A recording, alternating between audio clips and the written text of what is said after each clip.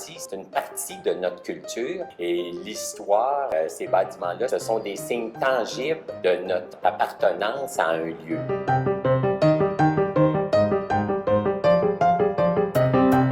Après 86, l'élection du RCM, ces gens-là avaient une attention particulière au milieu de vie. Il y a eu un rapport qui a été fait pour proposer la création de la division du patrimoine. Cette amorce de division étant logée au permis d'inspection, on était à même de voir que les gens faisaient des demandes de permis pour transformer des immeubles qui étaient absolument magnifiques. On transformait des façades, on modifiait des ouvertures. Rapidement, on s'est dit, il y a un travail à faire de sensibilisation à l'égard de ce patrimoine montréalais. On avait commencé à amorcer avec le service d'urbanisme le premier plan d'urbanisme où il y aurait la préoccupation du patrimoine, mais on s'apercevait bien qu'il fallait que cette nouvelle préoccupation-là soit partagée par les citoyens.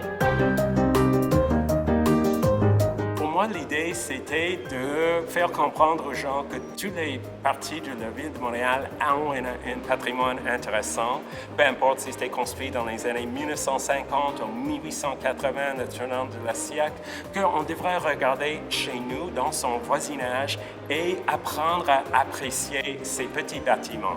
De notre point de vue, les objectifs de base pour la création de l'opération, c'était d'abord de collaborer avec la Ville de Montréal pour saluer et soutenir les efforts des citoyens dans l'entretien du patrimoine bâti, résidentiel, mais aussi commercial. C'est un objectif grand, mais ça se traduit par des gestes simples, travailler ensemble avec la Ville, mettre en valeur les efforts des citoyens par des hommages, par des activités de découverte et de révélation.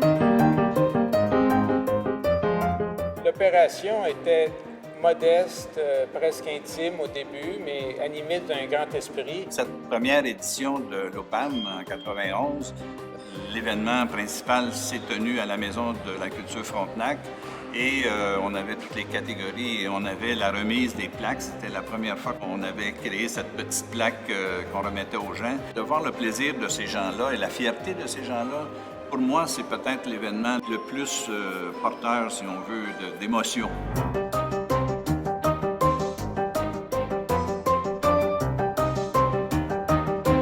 C'est surtout des prix de reconnaissance qui se sont ajoutés au fil du temps. Au-delà de la reconnaissance de l'intervention des petits propriétaires, il y a eu le prix d'excellence, le prix de l'artisan. Alors, tout ça faisait en sorte qu'on reconnaissait à ce moment-là non seulement le travail des petits propriétaires, mais aussi des entreprises qui faisaient du bon travail.